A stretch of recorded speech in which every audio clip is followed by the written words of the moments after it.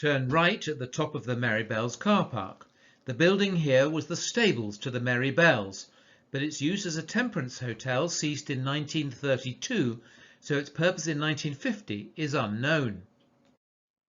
Further on was Sheldon's blacksmith forge. The dwellings at numbers 88 and 90 Church Road were built on land originally belonging to numbers 103 and 105 High Street. The gap where 92 Church Road is now was part of the ownership of 107 High Street, and the end of this erstwhile storage building is visible on the photograph. In the 1920s, 94 Church Road may have been Sheldon's cycle shop, but during and after the Second World War, Berries had a fish and general provision shop. With the wartime shortages of fish, they made a savoury mixture encased in batter, which was apparently delicious. Christine Toms saw her first banana here. A house at 96 Church Road had been built by then, probably late 1800s. Later it was to become the dentist's surgery. Many of the houses on the north side of the Church Road had been built by the 1950s. Bates used the front room of his house, 65 Church Road, for a cycle shop. Later, Mrs. Joy Turner had a toy and haberdashery business here. 67 Church Road was built in 1932, and the pair of semi-detached houses, 69 to 71 Church Road, at a similar time by Alderman Toms. Number 73 Church Road has since been replaced. There was an old terrace of dwellings on the north side facing Robins Row, since replaced. The south of Church Road, from Friday Lane to London Road, was undeveloped, and the only building was the old Crown Tap, where Dr. Orchard lived, practising from the extension at the west end of the house, shown lightened in the photograph. His son Julian appeared in a number of carry-on films. It's possible that this was Turner's Cycles, but this was not Ted Turner. Passing the King's Arms, built in 1756, and on the far side of the roundabout the Triangle Cafe's shop served this part of Wheatley during and after the Second World War. It is now the site of the nursing home. Further along London Road on the north side, this house was built by the Toms family, and they had a shop to the left of the house, now another house. Together with the Triangle Cafe shop, they catered for other houses in London Road, including Chewton Council housing built in 1927 in London Road. The 1937 map shows on the extreme right the cafe, which was the last chance for a coffee before the old A40 crossed Milton Common. Turning down Ambrose Rise, the walk to Crown Road would have been across open fields, similar perhaps to this photo. Take the first right and then find the footpath through to Crown Road and Roman Road. Where these roads meet, turn left. On the left in Roman Road is Gardencroft, the only house here in 1950 where the owners ran a plant nursery. In the 1960s, a house and Oxonian stores was built adjacent to it, returned back towards the village. After Jackie's Lane, and almost immediately on the left, there is a track. A house was built up this in about 1923. This was demolished in the 1970s and redeveloped. Further along, and on the other side, is Ambrose Farm, recently dated to the early mid-1600s. 130 yards further on and opposite Wayside are 4 pairs of semi-detached houses, which, after selling Ambrose Farm in 1927, Charlie Shepherd had built, providing each of his 4 sons one to live in and one to rent out. A little further on, and up a joint access to the Roman Catholic Church, Rectory House has been dated to 1630. It was a major farmhouse until the early 1960s, when the Greaves family moved into a new farm dwelling up Castle Hill. Opposite the archway to the old Crown Inn is Mulberry Court. Ivy Morgan lived here in 1950. There was an inn here from 1544. It gave up its liquor licence in 1938. There was no housing between the Crown and College Farm in 1950, merely two separate farmyards. Arriving in Crown Square, number 1 was originally 1 Farm Close Lane. In 1950 it was Hank's Cottage, now significantly redeveloped. Houses to the right of this were later developed from farm buildings. On the right of Friday Lane, and originally part of the old Checkers pub, which was probably closed in the early 1920s, this had become a grocery and sweet shop run by the Greens in the 1950s. Diagonally opposite was the Congregational Church, converted from a tannery building in the 1830s-40s. It merged in 1972 with the Presbyterian Church to form the United Reformed Church. Opposite this, Mr. Huxter, the carrier, lived in this then thatched house on the right, and Mr. Coleman ran the post office to the left of it. All the old stone buildings in the High Street were built at least 200 years ago and have remained ever since. Many, particularly at the east end of the High Street, were dwellings in 1950 and are dwellings today, and these are not individually referred to.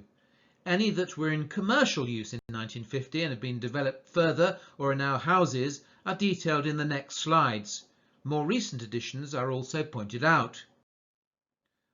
On the right were the premises for the Builders and Funeral Service, bought in 1946 from Chapman Builders and run by Arthur and Marion Wheeler until 1960, now known as the Robins, with the house Gradara since built in the Builders' Yard.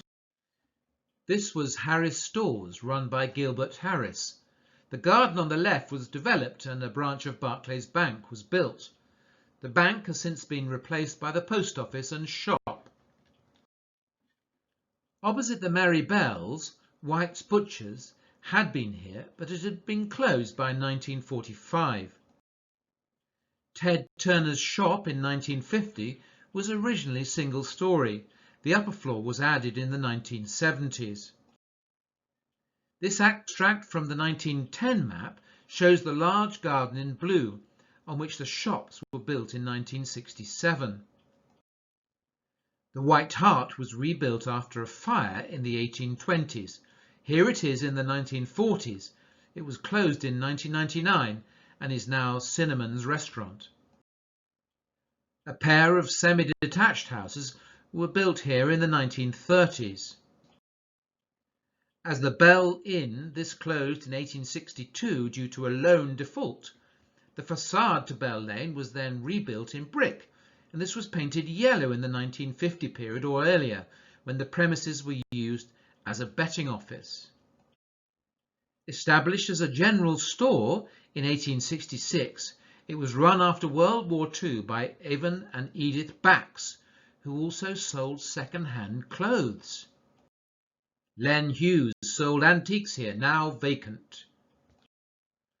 Retracing a few yards and turning into Bell Lane, there are many houses which are largely unchanged since 1950.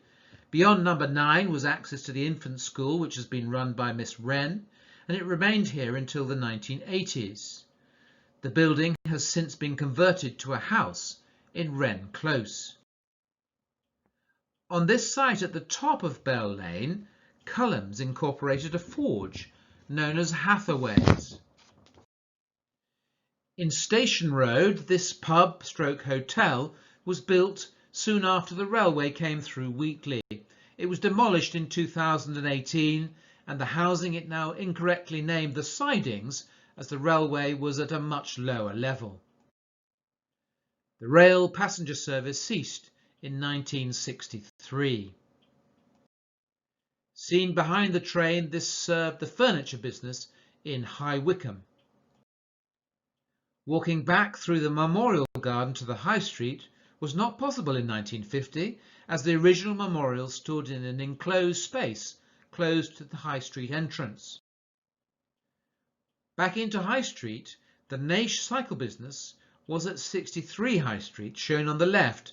The old Tudor cottage shown on the right was pulled down in the 1960s and became Nova Fashions, now part of the English School. This has been here forever and remains today. This shows Gostick's stores before Holloway Road was widened. Opposite was Samuel's Butchers, hidden behind the two-way traffic in the 1950s. 48 High Street was run by Fred Arkle before Phipps, shown in this photo, had this shop. In the Station Road return, West Butchers had the area now used as a barber's shop, and Stivey Putt had a cobbler's shop further up Station Road. Wold had a wool shop here. In 1950, this was the Railway Inn. The shop on the left was Bradbury's hardware shop, now Nail Art and Beauty Salon. This was the Hyde Bakery, now the pharmacy. This once thatched cottage had been divided into 3 separate dwellings. This may have been the base for the milk round of Freddie Allen, nicknamed Milky Allen or sometimes Watery Allen. Charlie Harris's builder's yard, later Cowley Carriers, was converted in the late 1980s to housing. The manor dates back to the 16th century, and in 1950 breach cottages were accessed from the track to the right of this. The green ran from the High Street through to Littleworth Road. In 1950 the Tame family kept pigs on it. In the 1960s it was compulsorily acquired by Bullingdon Rural District Council, who, directly or indirectly, developed housing on it. This was Dungy's shop until at least 1947. Numbers 4 and 6 High Street were in existence in 1950, albeit number 6 was much smaller. It's known that the east-facing facade of number 4 had been rebuilt in brick in 1847, when brick was fashionable. Turning right into Church Road, this butcher's shop had closed by or during World War II. It was attached to the current 2 Church Road opposite the Sun, both buildings in existence since the late 1700s.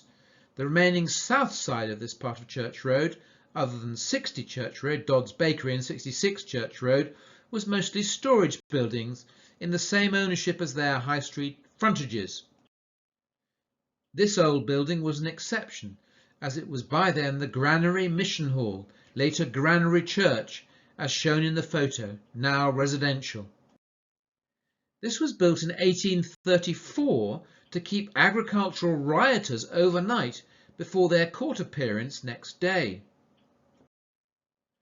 Before the Co-op took this, it was used by the air raid wardens during World War II and then became a fish and chip shop, now Turner's.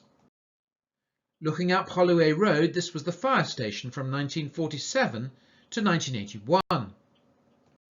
On the other side of Holloway Road, Pound and Penny Cottage and the terrace of cottages opposite were here in the 1950s. The National School was here from 1858 to the 1980s, when it moved to the site of the secondary school in Littleworth Road. Opposite was Back's Garage. This house, adjacent to Dodd's Bakery, was built in the first half of the 1920s and was at one stage owned by the Dodd family. Mouth-watering treats were available at Dodd's Bakery from 1917 to about 1980 for the children at the school. There was only one dwelling in the rest of this stretch of the south of Church Road until 88 Church Road, referred to at the beginning of this walk. This bungalow at 66 Church Road was built for Tom Munt in the 1920s or 1930s. The land ownership went down to the High Street, where Tom sold faggots of timber which he had harvested.